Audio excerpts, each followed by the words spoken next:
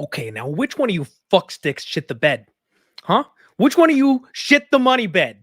You don't shit the money bed, all right? I'm talking scorched earth, motherfuckers. How's everybody doing? Welcome back to the Die Hard MMA podcast. I'm your host, as always, Les Grossman, baby. Got the money chain and everything. Let's freaking go.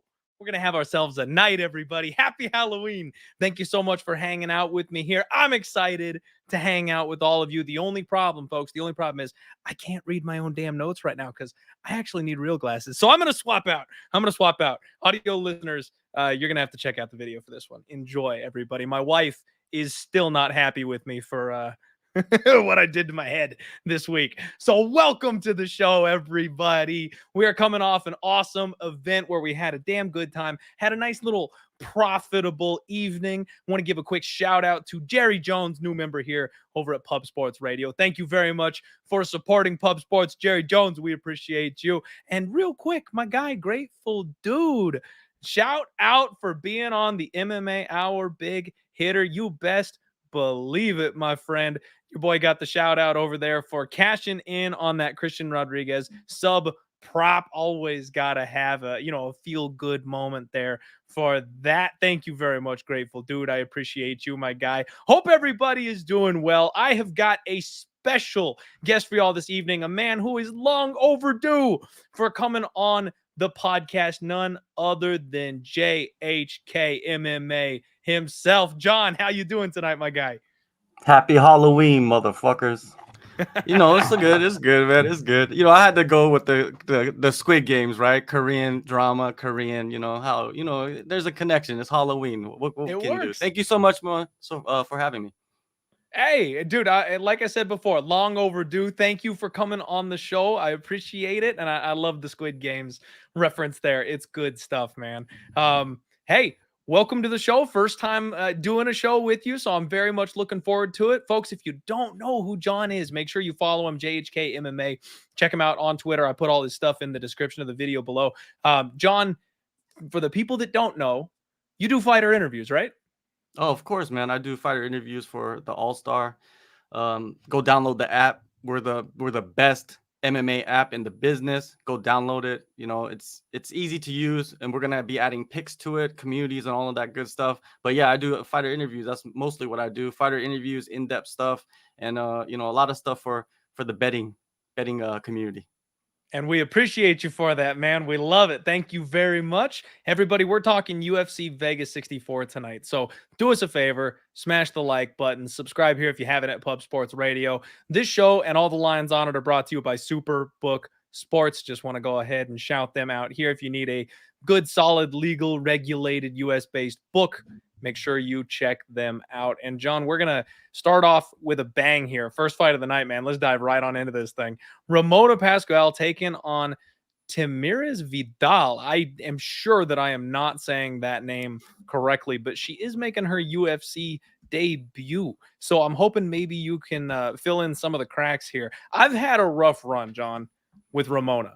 Ramona's kind of my girl. Like, I keep seeing the avenues to victory for her, and she's 0-2 in her last couple fights, and it's been really disappointing for yours truly because I have jumped in on her in both those spots expecting her to go ahead and get the win, but she's 6-4, and now she's looking to be in that UFC cannon fodder type of spot where they're bringing in the 6-1 girl, looking to build her up on her way in. Did you have a chance to talk to either of these girls, and can you tell us anything about them? Yeah, I talked to Ramona. I interviewed her, and we got really deep into like her last fight. Her last fight, there was a lot of, I don't know if there was a lot of controversy, but there was a little bit of controversy with the decision. She felt like she won that fight, and she learned a lot from that fight, especially her coaches as well, of like how the judges are judging fights. And it seems like she's entering this fight not with a finish in mind, but more of, how can I point fight my way to victory? Because this is such an important fight for her, right? She's lost 2 in a row. And I think that's something that's going to put a haze in front of a lot of people and heading into this fight. Like Ramona, she hasn't performed. Maybe you did bet on her a few times and she didn't cash out. But I think this time around, this is the fight to bet on her. It's just that the only concern that I have is the weight. Is she going to make weight? Because she has not made the 135 limit in a few few fights, right? Like she hasn't made it at all in the UFC. Her last fight was at, I believe, at catchweight 140, or was it at 145? Her debut was at 145. So I wonder if that weight is going to be a factor in this fight, in her performance. But I don't think it will, because she's in Vegas. She has the PI, she has the nutritionist there, she has the SNC coaches there, and she feels real comfortable. You know what I mean? And I think I'm gonna put my money on her if I have any money. You know what I mean? I'm gonna put it on her. With Vidal, I don't know. You know what I mean? If you look at her record, she's really green.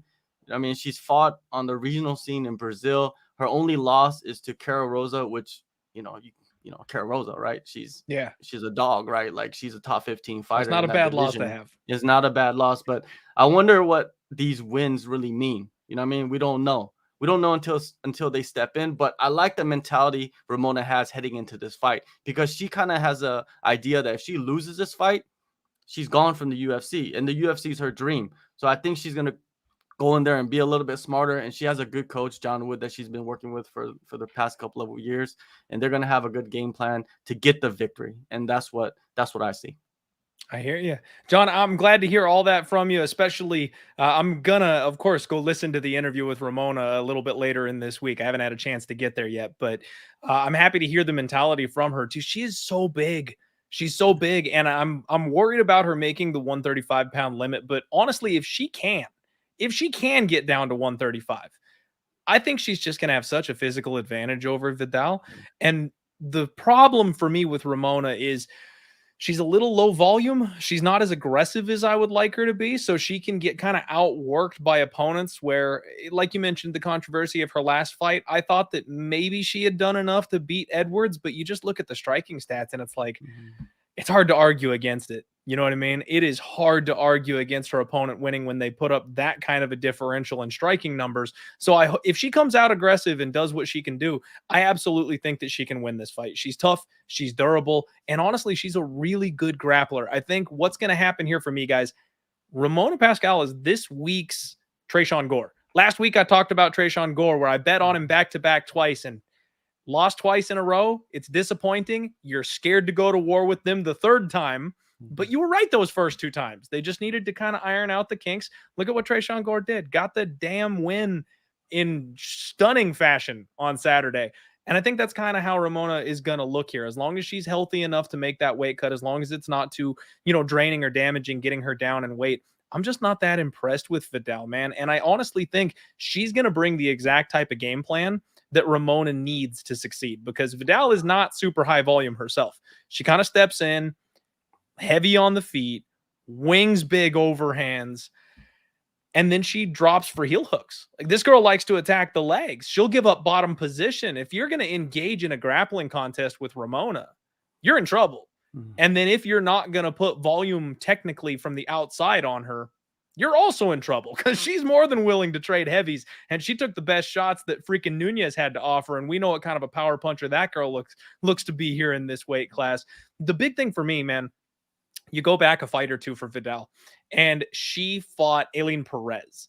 I actually broke down the Aileen Perez fight when she made her UFC debut, and I was like, there was this weird fight where she like illegally kneed some chick in the face and then screamed and ran around like she won when she got DQ'd, and that's her. That girl she illegally kneed in the face is Vidal. John, go back on YouTube, find that video, because Vidal gets kneed in the face. No questions here, okay? This is a brutal illegal knee. And she sits up and she looks around, and the official is like talking to Aileen Perez in her corner, and you see the light come on. She's talking to her corner, she's listening to what they're saying, and she realizes that this is a fight-ending foul. She was exhausted, John, and she goes,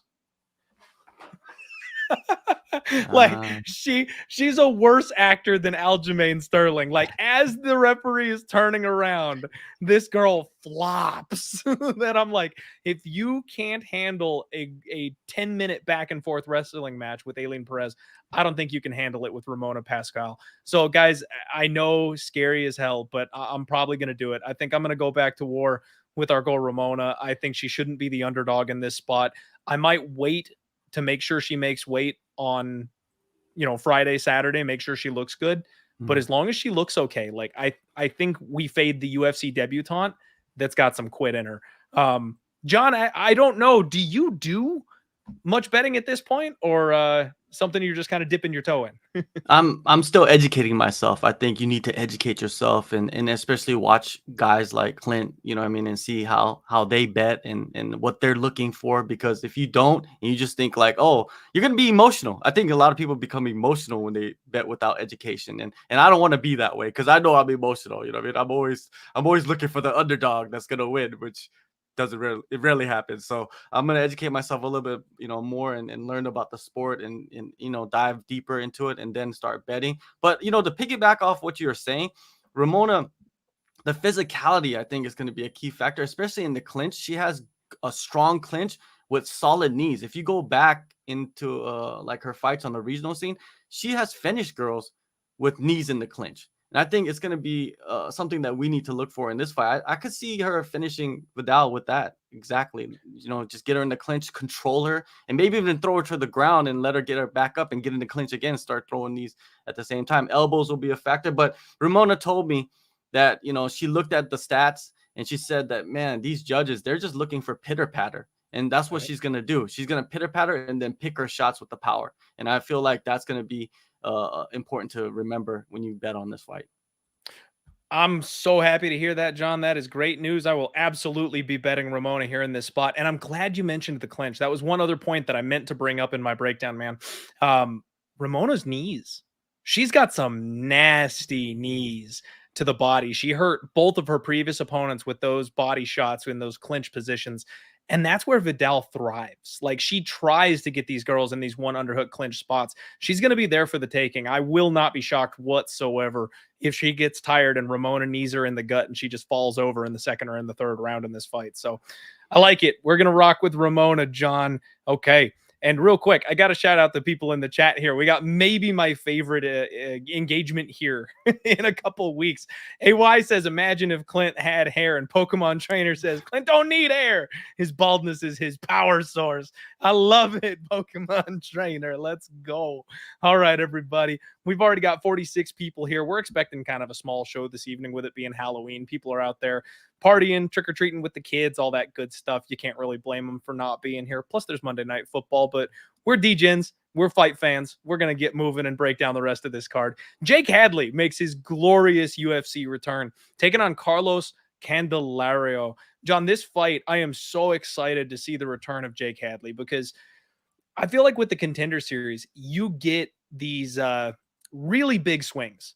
Some guys that are just roster stuffers, and then other guys that are legitimate future talents and potential stars. And it's our job, especially as bettors, to figure out which ones are which, right? Because some of these guys come in off of a slick finish, and you're really anticipating that they're going to be something, and then they go 0-3 in the UFC and get cut. I don't think that's Jake Hadley. He's 8-1, dropped his UFC debut. He's got slick boxing, high volume, solid power. He really likes to back his opponents up against the cage, and he rips to the body. He did get grounded out by Nascimento, and he showed off some real good submission defense down there. He just didn't have anything for him in the grappling. That's really what it came down to. He's got an underrated squeeze, though, man. This guy snatches necks real quick. He'll have a 2-inch reach advantage here over Carlos Candelario. Candelario's 8-2, coming off of Dana White Contender Series himself. 1-1, got dumped against Tatsuro, which can't really blame him for that loss there. But at the same time, I think there's a significant power difference between these two guys. Like, Candelario fights long, good hard 1-2 straight down the pipe, good single legs. He's got good takedowns, but he kind of leaves his neck exposed. And the 1-2 and single leg is really rinse and repeat for him. That's almost all I've seen that he's got. I think this is a get right spot for Jake Hadley. What about you, John? I spoke with Carlos a few weeks back, and he was telling me about the last fight, his UFC debut. He was injured. He didn't reveal what the injury was, but he said that the injury that he was heading into the fight with really inhibited, how he performed in that fight. He felt like he could have won that fight. He's a hard guy to finish, right? It's like there's what how many times has he been finished? None. Right. So I feel like this is going to go to the decision. I think we're going to see a dogfight in this one. I think Carlos is going to come in here. Both guys are coming off losses. It's like a sink or swim type of matchup, right? Carlos is actually not a young guy either, man. He's 31. 31. 31. Yeah, I see a dogfight. I feel like Carlos, he was telling me that he's incorporated a lot of swimming to to improve his cardio and rock climbing. I don't know if that will help him a lot in the octagon, but he said that with grips and things like that, it's gonna improve something with his grappling. Yeah, I see a dogfight, man. I would stay away from this fight, to be honest with you. I don't know about this one, man. It's like a lot of people are pointing towards Jake Hadley and from what his performances have been like, but I don't know. I think Carlos is coming here with some heat, and I think they're gonna throw hard at each other. They're gonna go at it. I hear you. I think this could be a close and competitive fight. I wouldn't be shocked if Jake Hadley snatched the neck on Carlos maybe deep in the fight once this thing gets a little sloppy, because he leaves that neck out there when he goes for the single leg. So far, he's been able to defend people going for that, man. But a full, healthy, reinvigorated Jake Hadley, I don't know if that's somebody that you want to mess with. This is, you know what, a lot of times I say it's dog or pass, John. I like me some underdogs when I'm talking MMA gambling. This one's favored or pass for me. I think I'm going to buy in on the Jake Hadley train, and especially if he's saying he was. And now I'm sorry. Did you say that Candelario or Hadley said they were injured in their last fight? Carlos, yeah, Candelario. Carlos, okay. Yeah. Well, that does make a difference. It's maybe you're right, John. Maybe this one's a pass. I'm going to go ahead and pick the favorite here, and if anything, maybe throw him in a parlay. He's around that 200 line spot, minus 280. It looks like over on Superbook Sports. Carlos Candelario plus 240 if you're looking for a dog. But I like your assessment of this thing going the distance or going over, just the way these guys fight. They're so tough. They're so durable. Neither of these guys want to give anything up. I could absolutely see this one going late. All right, everybody. Do us a favor. Smash the like button. Thank you again for hanging out on a Monday. Johnny Munoz taking on Liudvik Sholinian. And I am super twisted up on this one, John. I'm hoping maybe you can bring a little bit of clarity here for me, because I'm not sure Liudvik Sholinian is real. He's 9-2-1, his MMA record. He went 1-1 on Tough 29. But man, his 4 fights prior to getting into the UFC, 2 of those were split decisions. And the 2 fights that were not split decisions were against 0-0 fighters, man. He has 5 of his 9 MMA wins over debuting 0-0 fighters. This man has fought nobody. Like, he swings big overhands, plotting forward pressure, big kicks from the outside, but he's super uncomfortable in the pocket. Like, he's one of these, he's got a wrestling background, and it seems like he's just never quite gotten there with the striking. He's pretty tough, so he'll keep on coming forward, and I have no doubt that he can grind on somebody if he can get his hands on them. And that's the question about Johnny Munoz Jr. 11-2. He's coming back after being absolutely deaded by Tony Gravely. That was one of the worst calls I've made all year. I was so big on Johnny Munoz in that fight, and he just dipped his head straight into an uppercut and got killed by Gravely in that last fight. He's got good striking, though, usually anyway. Nice feints, good footwork, long jab. He does throw some naked body kicks that I think some people can make him pay for, and he does leave his chin out there a little bit, which a guy like, Tony Gravely was able to clip him with. I'm not sure Sholinian is the guy that's going to make him pay for that, though. The big thing for Johnny Munoz, though, is he's a BJJ black belt, man. Nice timing on the level changes, smothering top control, good positional, solid grappling. But obviously, we know jiu-jitsu guys, right? They're more than willing to take that bottom position and look for subs off of their back. I want to go back to war with Johnny Munoz here, but I hate the number, John. It's minus 220. You got to lay 2.2 to win 1 on Johnny Munoz. The comeback on Sholinian is plus 190. And there's something keeping me off it. I'm super high on Johnny Munoz. I really want to see this guy succeed. I think he's dangerous. He's fun to watch. And even though I'm not sure Sholinian isn't, maybe a fraud at this point at the UFC level, I could also see him just getting on top of the jiu-jitsu guy and sitting on his chest, just holding him down for 15 minutes, man. Have you interviewed either of these guys? Do you have any idea what's going on with either of them, or have any kind of opinion on the fight? Yeah, Johnny, I interviewed him, and he was saying that this matchup, he loves the matchup. He thinks that this matchup, he'll be able to just control the fight. And I agree with him. I agree with what he's saying about him dictating this fight, because I think Sholinian, if you watch his fights on the contenders, or not on the contenders, on the Ultimate Fighter, there's nothing that really sticks out about him, right? It's just like he comes forward, he mixes in the wrestling, and that's about it. And it seems like he kind of fades as well towards the the second and third round. And I like that for Johnny, right? Johnny could, weather the storm in the first round. Maybe he might lose that first round, but then the second and third, he could find something in a scramble, right? Use that jiu-jitsu black belt and submit Sholinian late in the fight. I see that happening for him because, like you said, the guy has won against debuting guys coming up. You know what I mean? It's just, I could see the style that he has. He could do that. But I also see what you're saying about the Gravely knockout. You know what I mean? Like, it's like, could Sholinian catch him with that wild overhand, right? And that is a huge possibility. So I would stay away from it. But I like Johnny Munoz in this fight with a late submission. I like it, John. I'm with you. This is one of those ones though where I think I got to take notes from a betting standpoint. You know what I mean? I think this is a Johnny Munoz spot. He should win this fight. But the way he got clocked against Gravely, I got to see him come back healthy after taking a shot like that. And his opponent Sholinian has taken a full year off. He's been working at the UFC PI. I don't want to lay 2-1 against this guy if he can take down a jiu-jitsu guy and stay safe. You know what I mean? I think Johnny Munoz probably is capable of getting the finish, but I want to see it first. So probably a pass here for me. I am going to pick Johnny Munoz to go ahead and get the win. And then we'll move on because there's some fun spots here we got to talk about, man. Coming up next. Just one thing I wanted to add about that fight, about Sholinian. You remember in his debut, he stepped in to fight Jack Shore, like on really, really short notice, right? Yes. Jack Shore beat him in a decision, but I spoke with Jack Shore after that fight, and he had injured his shoulder in the first round, and he basically beat him with one arm. So maybe that's something that you could think, deeper into.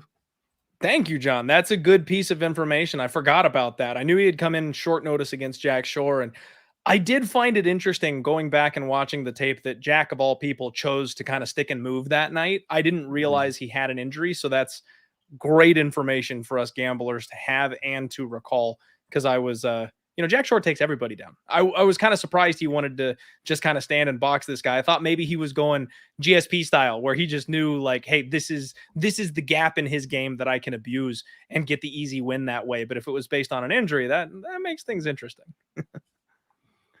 All right, we'll move on to the next one now. We've got Jinyu Frey taking on Polyana Viana. And oh man, John, this is another one where Polyana, she's kind of my girl. Like I keep wanting to see her succeed. She's got the pain tattoo right in the middle of her chest. You got to love that. And she keeps on. She's another one of these young fighters that I expect to kind of put it all together, but she's 2-3 in her last 5. You've got Jinyu Frey also coming off of a loss, and she's just one of these monsters, man, at the weight class. Strong and muscular, former 105er fighting at 115. So you got to feel like eventually that being undersized a tad is going to catch up with her. The split decision with Vanessa Demopoulos, very close fight. Very, very close fight. Jinyu Frey kind of walks forward plodding. It's that big power left hand, man. She separates herself from her opponents with those big power shots, but she's another one of these low volume fighters. So she'll just kind of always find herself in close, tight fights, because when she lands, she lands, but she's also probably getting out volumed by her opponents. Her opponent here, though, man, if Polyana Viana can put this thing all together at 30 years old, I think she's going to be dangerous. She's got those nasty arm bars. That triangle to arm bar series that she sets up on the ground is filthy. She's tall, she's long, she's got the nice kicks where she attacks the legs.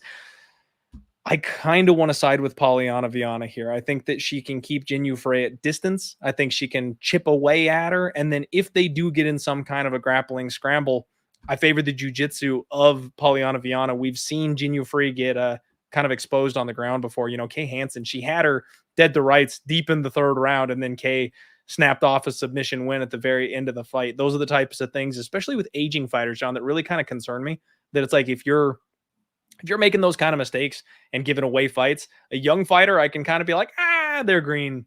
They'll put it together. They'll fix that hole and come back stronger. But these, 37, 38-year-old fighters, it's like, you shouldn't be doing that at this stage of your career. You're kind of the completed prospect here. You're not going to get much better than this. So yeah, I'm thinking with the slight favorite, Polyana Viana for me, man. What about you? Yeah, age is a major factor. You don't see many women fighting to 37. Like 35-year-old fighters are not very common in the UFC, as women. And yeah, but she's an anomaly, right? And I think her going over to Fortis, now she's like done like maybe three. This is her third or fourth camp with Fortis with Safe Saud. I feel like they have come up with a strategy for her to win. These fights. In her last fight, it was a very close fight against Demopolis, right? Demopolis, it was a split decision. Yeah. A lot of people felt like Jinh Frey won that fight. I think she's changed her style to the point where she's point fighting, and she's winning these fights off points and getting the judges to sway her way, and it didn't work in her favor her last fight. And maybe she's gonna change some things up. We don't know, because when you get to a certain age, you just are set in your ways. Like I'm old, I'm set in my ways. It's hard to change me. So Yeah. But when you look at the flip side of Polyana Viana, her two wins are first round submissions over Mallory Martin and Emily Whitmire. I feel like in those fights, those girls, they kind of fell into her world. It's like they just welcomed it. You know what I mean? And the other fights that her opponents didn't do that, she's lost. So this one is a huge toss up to me. It's like, can Jinh Frey stay off the floor and point fight her to a decision, or can Polyana Viana, maybe hit some power shots, drop, Jinh Frey and get into a scramble and submit her? That's what I see happening in this fight. If I was betting, I would stay away from it. It's line pick 'em for a reason, probably, John. I feel you. I think that's maybe the move. But one of the things I like to do, and this is where things get a little bit degenerate in here, John, is you can also do like specific method outcomes or round props. And I feel like we've seen Jinh Frey just kind of fall apart down the stretch in these fights before. I would be maybe looking at a late submission, kind of like the Kay Hansen situation, where she gets a little over aggressive and makes a mistake deep in a fight, and maybe look at that, round 2 or round 3 sub prop for Polyana Viana. So I'm going to pick the Viana side here. Not sure what I'm going to do from a betting perspective, but I want to see the numbers, man. I want to see the numbers for that sub prop. When they come out, I may be interested once those come out. And I got to shout out my guy Justin here in the chat. No, wrong one. Sorry there, Justin. Saying Clint should every now and then pull out a Zach Morris Saved by the Bell cell phone and then start yelling. I gotta commit to the bit here and just start yelling at people. I was gonna do that if anybody like popped up in the chat. I was gonna rehearse all the lines and give people the business here in the show, but we're having too much fun breaking down these fights, man. I would rock the aviators the whole night so everyone knows what's up. But the problem is I can't see my damn notes because I'm blind without my glasses. All right, everybody. Next fight up, we've got Mario Bautista taking on Benito Lopez. I'm so excited to hear what you've got to say on this one, John. Long layoff for Benito Lopez. He's coming back, hasn't fought since, I believe, 2019. And I spied something very interesting. I got to do my my full bit here, John. I dig in. I go on their Instagrams. I poke into their personal lives a little bit and see what's happening. Benito Lopez just got his real estate license, which I find interesting. If you haven't fought in 3-4 years, and then you go out and you get an alternate source of income and you're starting to promote your realtor business instead, I feel like we've seen this before and it doesn't tend to end well. I was super high on Benito Lopez. He's still 10-1, training with Tyler Diamond from the PFL. Nasty leg and body kicks. He uses the distance very well, but he's just got a history of injuries, man. Broke his ankle after the Albert Morales fight that put him out for a while. Then broke, I think, another ankle doing a flying knee. And that getting an alternate. Now, obviously, again, like I'm not a fighter. I don't know what these guys deal with. Putting money on the table, supporting your family. You got to do what you got to do. But that, half foot out the door, getting another career started is a big red flag for me gambling. Mario Bautista, 10-2. Coming out of the MMA lab, fresh off of running through my boy Brian Kelleher. That was painful. I love me some Brian Boom Kelleher, and it was hard to watch that one. He is so fast. This guy's got a quick jab, spinning heel kicks, sits down on all of his punches, times a nice flying knee to get that quick finish. He does kind of blitz in, though, and leave himself a little vulnerable sometimes. That's how Trevin Jones got him out of there. He ran straight into the bomb of Trevin Jones, and that's what put him out. Both of his losses are by finish, which is a little bit concerning for me for the decision-making and durability side of things. But I kind of think this is Mario Bautista's fight to win. I would not be surprised, John, if Benito Lopez loses this fight, if he leaves his gloves in the cage on Saturday. Can you tell me anything? Am I at all on point? Any interview information or anything like that can help us out? Yeah, you're very on point, man. I feel like I feel like that knockout to Trevin Jones, he learned so much from that fight, and he came back and had some incredible performances. Yeah, I've interviewed him a few times over the years, and I did interview him a few weeks back, and this is his last fight on his contract.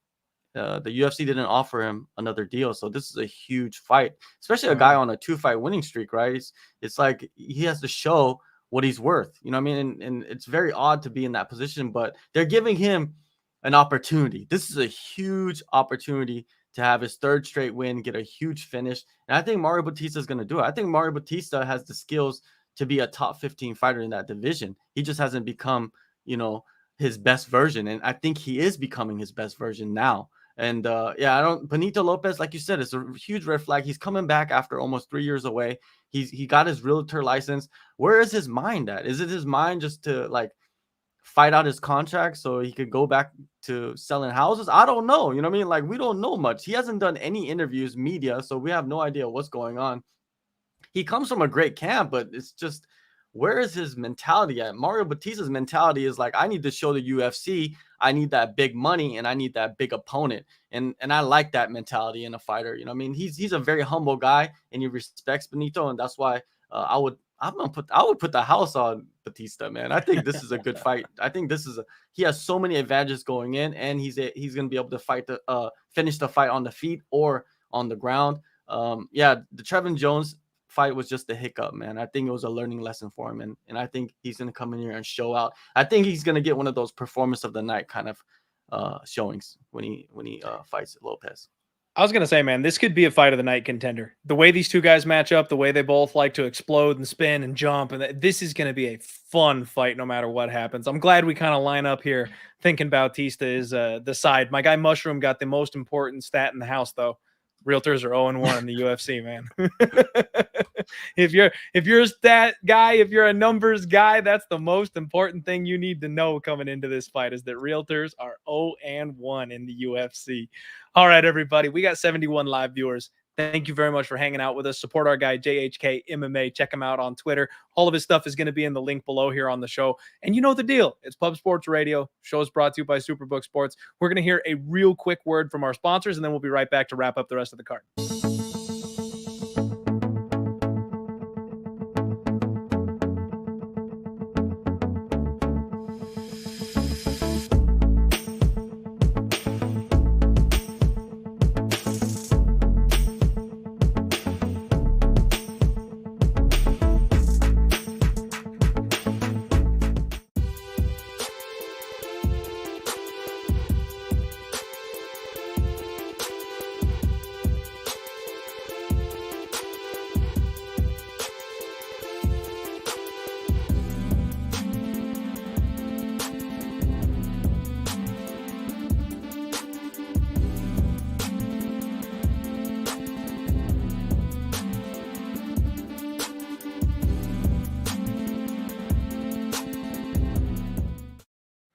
Welcome back to the Die Hard MMA podcast, ladies and gentlemen. We're talking about UFC Vegas 64. I got to shout out my guy here in the chat, the Vig, saying the props are out, dog. You know what? I'm so used to these things not being out until like Thursday because the books just don't seem to get around on these little cards. But I guess that's because this week I didn't do my homework.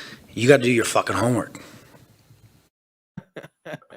All right, everybody. Next up, we're talking Miranda Maverick taking on Shanna Young, the Shanimal. This is a fun fight, and in fact, it's a rematch. I'm looking forward to this one. It's a rematch and a rebook, John. They put these two together a couple months ago, and freaking Shanna Young almost died on the scales. I was worried about her. She went to the hospital afterward. They had to rebook this thing 3 months down the line to make sure that she was recovered and correct after that kind of a bad weight cut. It seems like the UFC likes this matchup. Man, Shanna Young 8-4, Miranda Maverick is 10-4, and Miranda Maverick just kind of beats her opponents to a pulp, man. That's her whole thing. Is she turns these fights into power contests. You know what I mean? She is built, she's physical, she is strong. She just kind of mauls people to the floor, and she's starting to round out that submission offense. She's starting to get that submission game going to finish her opponents once they get down there, and it's impressive. Quite honestly, man, I've said some things about Miranda Maverick, the way she approaches her fights. I don't think she's as good as people are giving her credit for. Like, I think she's a little overhyped, quite frankly. And I mean that with all due respect. I just think she's got a lot of room to improve, and people are ready to crown her the next champion already. But she is training, I believe, with Lucky Lauren Murphy, which is a perfect person to work with that kind of a physicality and that type of build. I think Lauren can teach her a lot how to use it. Now, Shanna Young, 1-3 in the UFC. She did save her job by KOing Gina Mazzani. We made out well that night, had a good read on that one. I have the opposite opinion of. I think Shanna Young is better than people give her credit for. You know, she hurt Macy Chiasson when they were in that fight. She's another physical type of fighter, but she's also older. And the first time they fought, you know, Miranda Maverick took her back and choked her out in about 15 seconds. So you kind of got to wonder if she's made up the gap between these two. I absolutely hate this betting line, John. This is one where I've got to side with the favorite. I've got to pick Miranda Maverick to win, but she's minus 650. She's over a 6-1 favorite here over Shanna Young. And damn, I can't get around that. Like, that's not my move to lay that kind of chalk. And if you want to take her inside the distance, it's women's MMA, folks. You're more of a degenerate than I am, and that's hard to pull off. So good luck if you want to try and make that kind of a move. I feel like this is like a split decision, Shanna Young or pass type situation. I fully expect Miranda Maverick to win this fight, so I'm probably not going to have a bet on it, John. But what do you think about this matchup, and have you had a chance to speak with either of these ladies? No, I haven't spoken with either woman, but I'm going to disagree with you, Clint. I think it's dog or pass. I think Miranda Maverick's sitting at +3. Is it +380 right now? Is it higher than that? Miranda Maverick's minus 650. Shanna Young is plus 475. Okay. Then I'm Shanna completely wrong on the odds. Yeah, Shanna. Well, then I'm gonna pass on this one. You know what I mean? Like, either like, yeah, it's underdog or pass if that's the case. Because look at it right now. Like, Miranda Maverick, when you look at her career, she doesn't really show much improvement. You're right. She's like, she tries to go in there and try to bulldog her way through opponents. And when she tries to be technical, she loses the fight. That's what I see. You know what I mean? And you saw that in the the Macy Barber fight, right? There was a lot of hype. You know what I mean? Maybe she was drinking her own juice a little too much, and then she wanted to go in there and play a little technical, you know, and it didn't work out for her. I think Miranda Maverick, she hasn't become the best fighter she is, and I don't think she's going to show it in this one. I don't know, man. This is a tough one, especially with Shanna Young going to the hospital due to the weight cut. And if she does make weight this time around, how much will it affect her chin? You know what I mean? Will Maverick be able to, you know, clip her and then sub her again? I don't know. You know what I mean? Like, it's an interesting matchup, but man, I would stay away from this one. You know, even I'm confused on who's the underdog. No, I tend to agree here, John. Like I said, it's a tough one to bet. And I think they said it this way because the bookies, frankly, they don't want anything to do with Miranda Maverick being a favorite again. So they got to set that line high. You know, they can't afford to have a whole bunch of parlays or a whole bunch of cash on Miranda because she probably does win this fight. But that's bridge jumping prices for MMA, if you ask me, especially if we're not talking Valentina Shevchenko. So definitely not laying it, but we will see what happens. Mushroom outing himself here saying, I'm way more of a degenerate. Bring it on. Bring it, Mushroom. You know I'll take that challenge any day of the week. And Herc saying, I'm looking like Dr. Phil out here. Herc, excuse me. Excuse me, son. All right? Do you not know who I am? Do you not know who I am? Take a step back for a second and literally fuck your own face. No, okay, come on. Come on, man. It's Les Grossman. The hair's like this on purpose. All right, everybody. We're going to move the show along. And I'm sorry, I don't literally actually mean to fuck your own face. It's a line from the movie. If you haven't seen Tropic Thunder, what are you doing? Go watch Tropic Thunder. Next fight up, we've got Darrick Minner taking on Shayilan Nuerdanbieke. I think I'm saying that right. And if you guys have watched this show for any amount of time, you know exactly how I feel about Darrick Minner. This guy is round one sub or bust, John. That's it. Like that's literally all he's got. This man, I'm not convinced that Darrick Minner couldn't submit Francis Ngannou in the first round.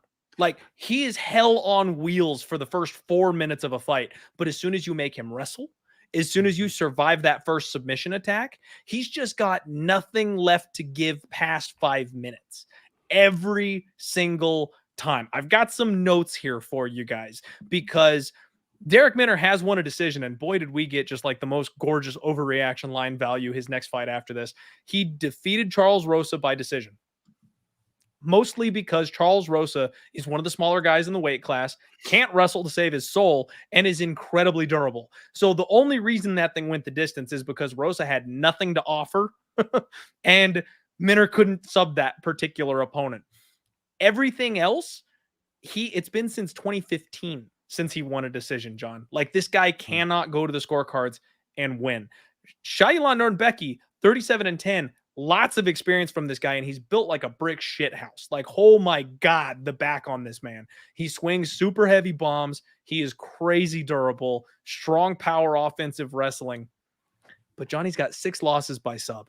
And even in his last fight against TJ Brown, like, he had TJ Brown hurt bad in that first round and then gave up his back almost immediately. Like, he makes mistakes in these scrambles. If he's not in the driver's seat grappling, he could be in some serious trouble here. This is a violent spot all day for me, folks. John, I don't know how this fight goes past a minute or a round and a half. If you're asking me, I'm going to wait till these totals come out and look at the under here, because I think Shayilan Nuerdanbieke can nuke Darrick Minner.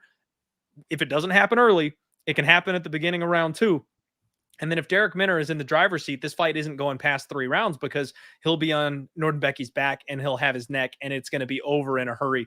So I think it's going under, and I'd rather play violence than pick a side because I lean Shayilan Nuerdanbieke. I think that the durability and his ability to wrestle should get him through to, the point where Darrick Minner starts to slow down and then he can finish him from there. But man, those positions he lost against TJ Brown, I can't shake the thought of him having his neck grabbed by Darrick Minner. What do you got for me on this one, John? Well, I spoke with both guys ahead of the fight, and Darrick Minner, I completely agree with you, man. The guy is hell on wheels. The dude goes after it the first round, and then afterwards, it just seems like a cliff. It's like the Grand Canyon, right? He's jumping off the Grand Canyon after this first round. But that makes him exciting, though. I think that's why the UFC likes him. But he's lost 2 in a row, man. He's in a tough spot right now. He might have to play conservative in this fight. And then I spoke to Shayilan, and his last couple of fights, he had tough time making featherweight because the travel from China. But this time he's at Kill Cliff. He's in a comfortable environment. He's working with Sean Soriano with his striking, and I think he wants to show off his striking, and he wants to finish badly. And that's what he told me. He says, man, I need to get a finish in this fight. I got 2 decision wins, and I need to show people that I got power. I need to show people that, I can finish fights and be an exciting fighter. And he always has that wrestling in his back pocket, right? And I think he's going to be able to dump Minner on his back. I think Minner, he kind of welcomes that as well, right? He wants you to get, take him down so he could work his scrambles and everything like that. But he's like, come on in. Yeah, he's like, come on. It's like the creepy trick or treat guy, right? Just come in, get some candy, right? And man, it's a wild fight. I think they're gonna stay on the feet. I don't even think Shayilan's gonna wrestle him. I think he's gonna go out there and try to strike with him, and he's gonna try to hurt him on the feet. And then when he gets to the second round, then he's gonna mix in the wrestling. This is what I envision in this fight. I see Shayilan getting a finish, second or third round, most likely a TKO. With the history of Minner, and but man, Minner is a wild man, and you never could count on a wild man. But I'm gonna lay. If I had the money, I would lay it on Shayilan in this fight. I think he's a dangerous prospect in that featherweight division. I'm right there with you, John. I just don't like the -200 price tag. The 2-1 favorite over a guy like Darrick Minner, that always feels like sticking your hand in a bear trap. You know what I mean? Like, it should work. It should work, but every once in a while you get snatched. So I don't think I'm laying the money line here in this spot. Fight doesn't go the distance is -230. And that looks pretty solid to me, more than the money line does, because no matter who wins, I do think that we end up getting a finish. Looking at some of these offshore books, Nuerdanbieke by KO is like 3-1. I think I like that, John. I like violence, and I like Shayilan by knockout, I think. I agree, man. I agree with you. I think I think he's improved on his striking at Killcliff. You know, you see a lot of the guys that are grappler based that go over there, you know, like a Michael Chandler. You know, he's been with Penrith for a long time, but him working with Sean Soriano, a guy that he fought and beat, you know what I mean? I like that. I like that combination. I mean, they could feed off each other, and I feel like it's gonna show in this fight. Shows a willingness to learn, right? You get a guy who just took you out, and you're like, hey, show me a thing or two. I do like that attitude.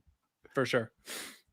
All right, man. Hey, everybody, we are moving the show right along. Next up, we got Marco Madsen, the Olympian, taking on Grant Dawson. Short notice replacement here. Grant Dawson. And I got to tell you guys, I didn't get a chance to do as much research on this fight as I would like to.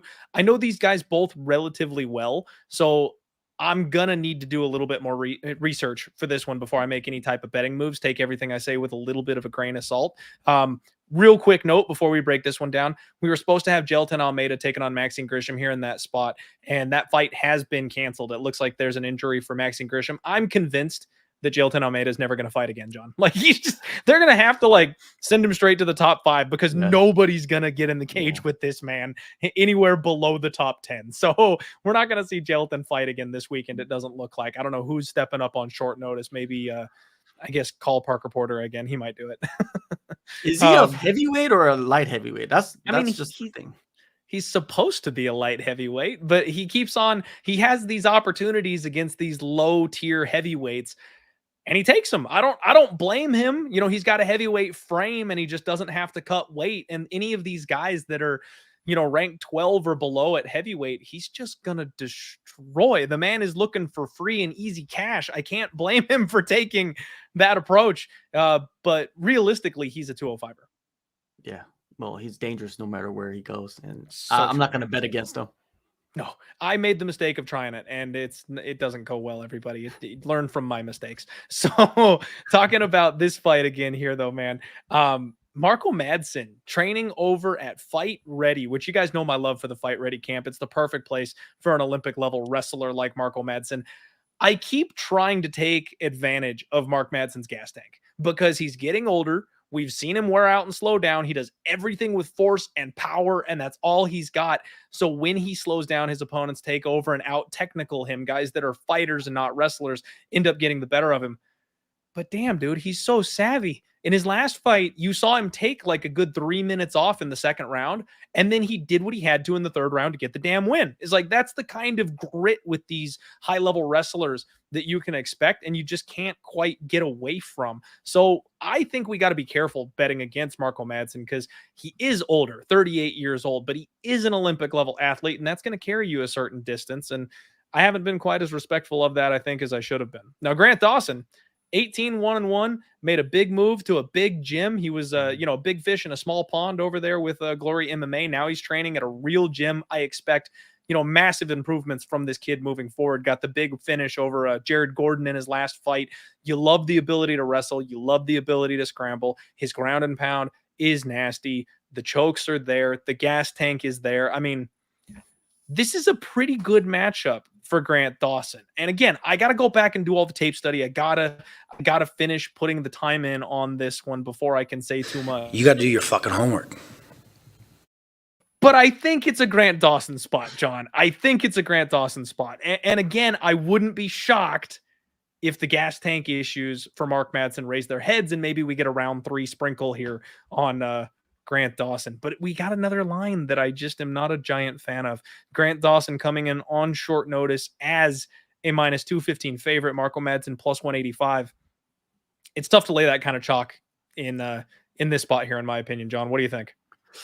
Man, this is a tricky one, but Grant Dawson and his team must know something to take this fight on short notice, right? Because I look at Grant Dawson, I think of him as a Darrick Minner, but like times 10 with better cardio and better striking.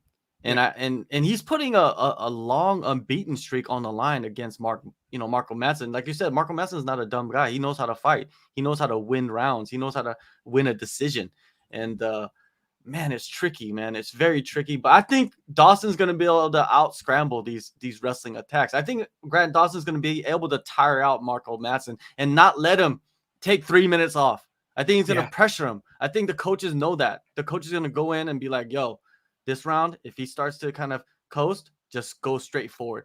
Just put your fist in his face. And I feel like he's going to be able to do that. I think it's going to go to a decision. I'll if there is a decision, what's the decision prop on this? I would take a decision prop on this all day. Yeah, so let me look at this thing. The decision prop, it looks like goes the distance is -190. So if you don't want to pick a side, you've got just the fight going all the way to the distance -190. And then Dawson wins by decision is +115. So you'll get just a little bit of plus money if you like him to get his hand raised by decision. Yeah, I think I would go with that if I was going to go with anything. Yeah, I feel like Grant Dawson has the skill set to outwork him. Not in the first round, but in the second and third. Yeah, and I think he's going to last. The dude has a chin. He's very good with submissions as well. And then you said he's at American Top Team now, which is going to elevate him extremely with the type of training partners he has. And yeah, man, I like Grant Dawson in this fight. Usually I don't like short notice guys, though. Yeah, it's real tough, man. With the short notice guys, it is real tough because they come in a lot of times to their own detriment because they haven't had that full training camp behind them. So I hear you there. So all right, we're both leaning with the favorite here in this spot. I'm thinking maybe a late finish. John's thinking probably going all 15. Real quick, guys, we got to tip our cap. We got to tip our cap here. I thought I had a good costume, John. I think Cub Swanson wins Halloween. Bro did the Power Rangers with the kids and everything. That is God. awesome. Shout out Cub Swanson. That's how you do Halloween right there. All right, man. Next up, we got Tagir Ulanbekov taking on Nate Maness. And Nate Maness is another one of my guys. He's a guy that I've had good success betting in the past. Unfortunately, went to war with him and he got killed in his last fight. But he's a guy that I feel like is just criminally underrated. Like, I don't know what people's issue with Nate Maness is. He is dropping down to 145 here in this spot, and that's dangerous because he's a big dude, John. That weight cut is gonna be tough for him. He's 14-2. Tagir Ulanbekov is 13-2, and I'm just not sold on Tagir, frankly. He seems like a lesser of, in my opinion. You know, he did fight Bruno Silva, sorry about that, in his UFC debut back in 2020.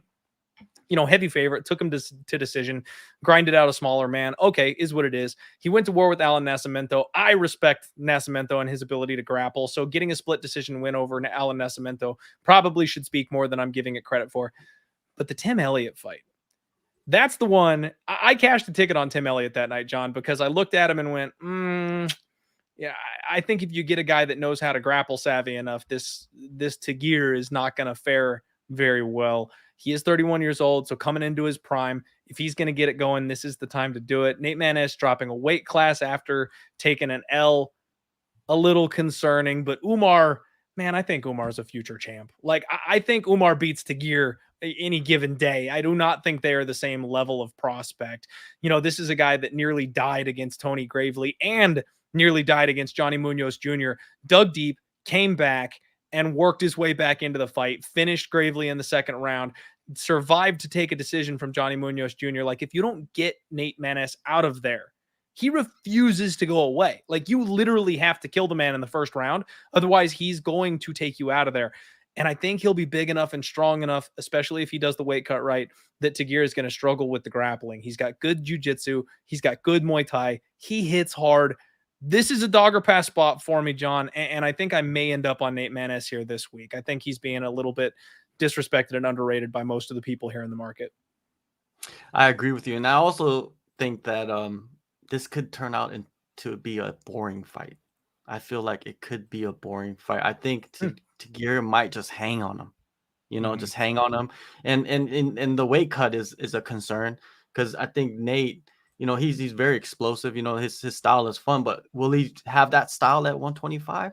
I don't know. You know what I mean? I don't know. I don't know if he will have that style at 125. Is he going to be concerned with his gas tank because Tagir likes to, mix in the rest? I don't know. You know what I mean? There's a lot of questions. You know what I mean? But yeah, dog or pass. Yeah, I do like Nate Maness. He's a guy that's very, very explosive. I like his style, and yeah, man, I wouldn't be surprised if Tagir was hanging on him, and then Nate Maness hit some crazy uppercut and just sleeps him. You know what I mean? Like, I could see that happening as well. But yeah, I would stay away from this one. Hey, not a bad option, John. Sometimes passing is the smartest thing that you can do. We've got Tagir as a minus 200 favorite, plus 175 on Nate Maness. And that's the thing for me, man, is I feel like that's just too juicy. Even if this thing ends up being a coin flip, even if it ends up being scrambly or close or it goes to a split decision, if we're flipping a coin and I get plus 175 on it, I like that. I'll take that. So yeah, I'll probably be tossing in on Nate Maness this week just because it's kind of what I do. All right, everybody. We're getting down to the wire here. We got just a couple fights left to talk about. Next up, Josh Parisian taking on Chase Sherman. These good old-fashioned big boys that we're talking about. You know, I feel like Josh Parisian is what you would get if Jared Vanderaa decided to grapple. Like, if he actually used the grappling that he had available to him, I think you would get Josh Parisian. Very similar build, volume, pitter-patter punches, striking style, stays on the outside, knows how to use the range and the reach. And then if they get on top of you, the ground and pound is nasty. The jiu-jitsu is there if they're in top position, not if they're on their back, but if they're in top position. And here he's taking on Chase Sherman. You know, Sherman broke a big losing streak in his last fight. Big come from behind win over who else but Jared Vanderaa, knocked him out in the third round. You gotta kind of tip the hat to Chase Sherman for going through everything that he's gone, getting cut by the UFC, getting brought back against Alexander Romanov, being thrown to the wolves. Like, the man came back and got a damn win in the UFC. Like, you can't be anything but happy for him. But at the same time, I think we've seen the best that he has to offer at 32 years old. I don't expect he's getting much better. He does have big power, but he will quit on himself if you continue to stay on top of him and get in his face.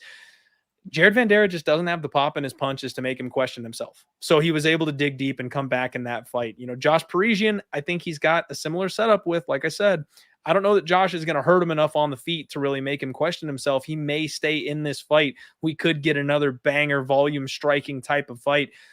But if this fight hits the ground, I fully expect Josh Parisian to be able to TKO Chase Sherman, because Sherman's got that quit in him. That's the big thing for me, John, is that you will see Sherman curl up and go away in a fight once it starts not going his direction. So I'm kind of thinking that Josh Parisian eventually gets this fight to the ground and we see a TKO. Man, I talked to both these guys, and yeah, I like Josh. I like Chase. I like both those guys. They're good peoples. Josh, one thing that is a common theme for both these guys, that the mental side of the sport. Like, even Josh, you know what I mean? Like, he's had struggles, like getting his mind into the fight and kind of overcoming, you know, difficult, you know, positions and whatnot. And Chase as well, you know what I mean? Chase, he told me, man, he was, for the longest time, he was just in his head, and that's why this losing streak happened, is because he just couldn't get out of it. But this time around, this last fight, he felt like he got into the zone, and he was able to, you know, come from behind and be his true self.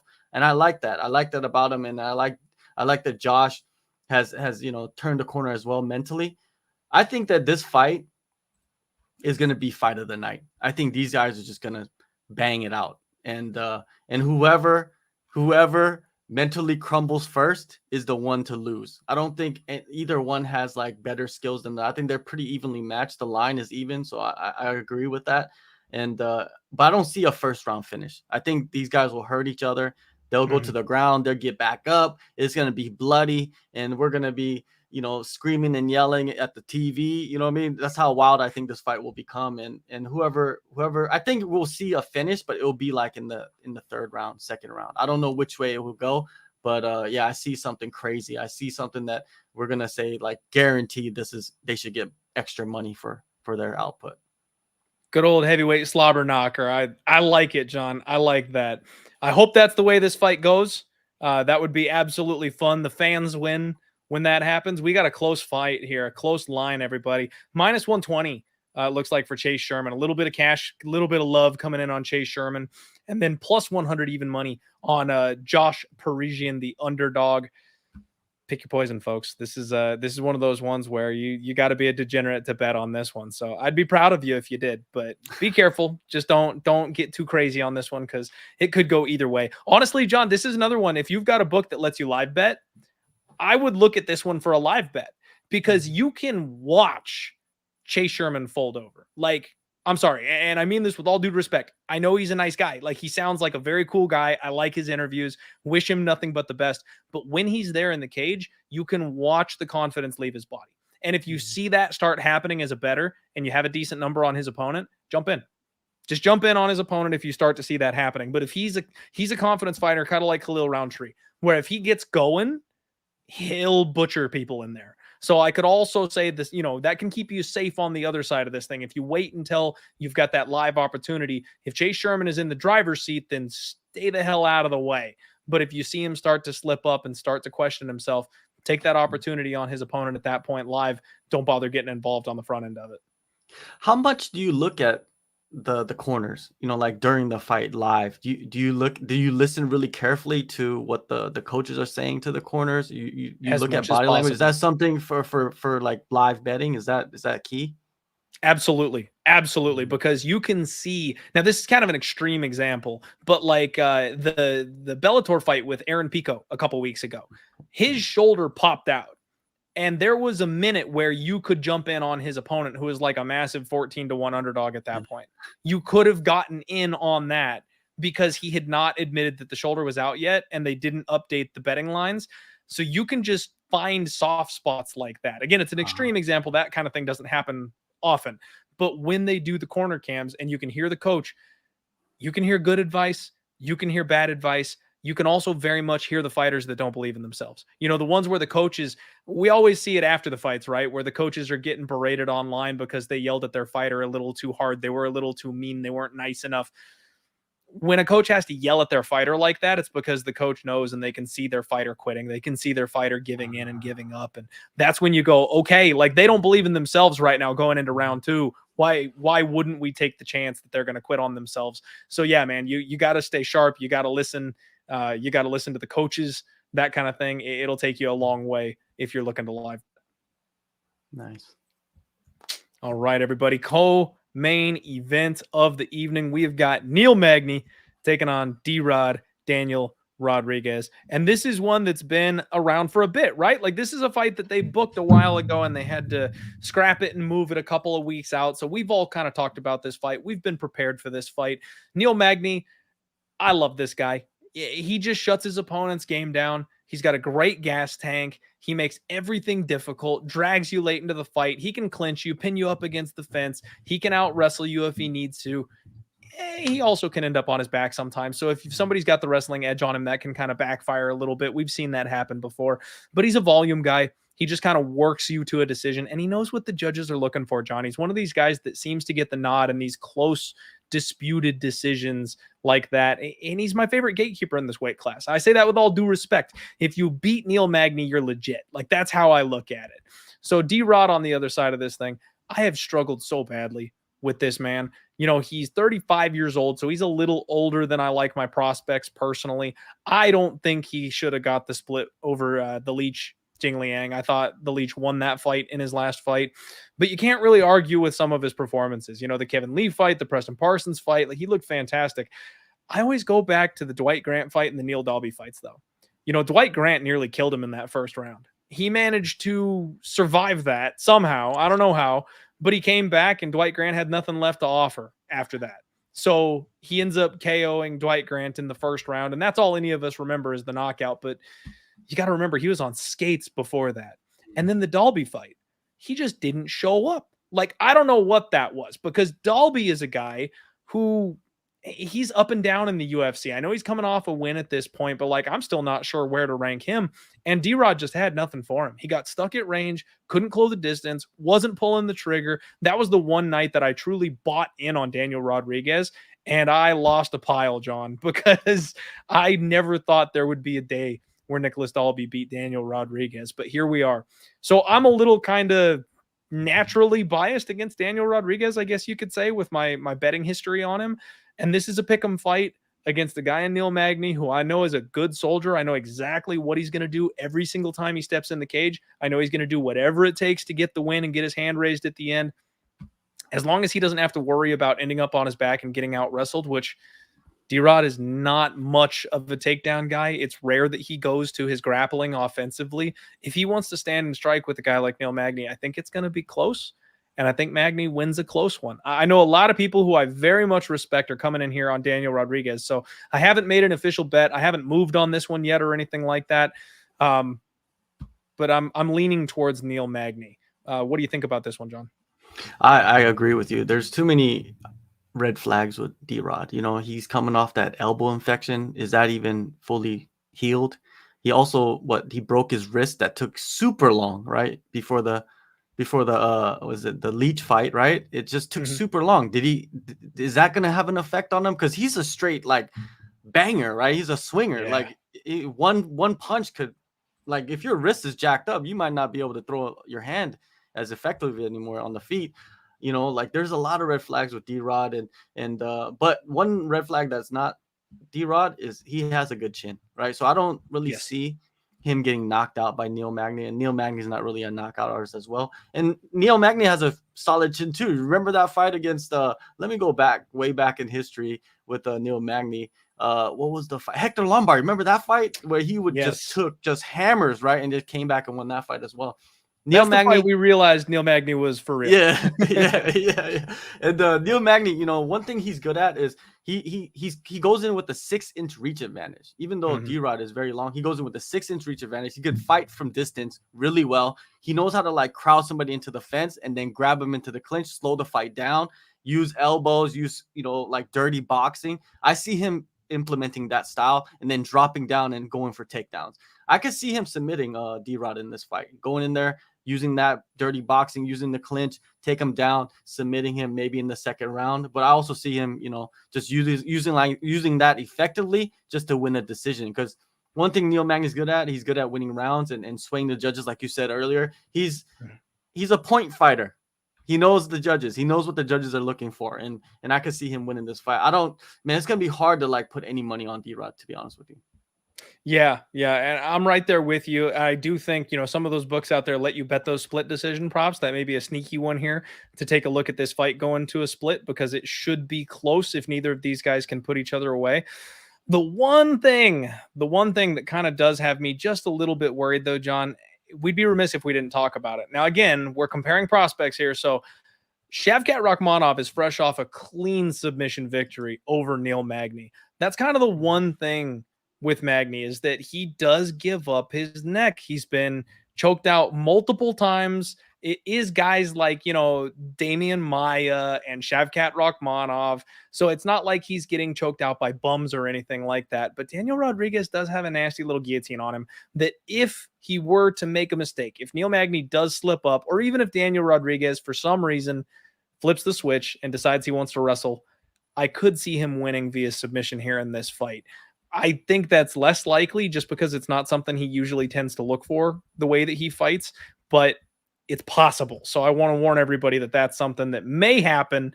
And if we get a decent number, D-Rod via sub, maybe something that goes a little under the radar this week that maybe we want to have a little sprinkle on as kind of a hedge if you want to be on the Neil Magny side of things.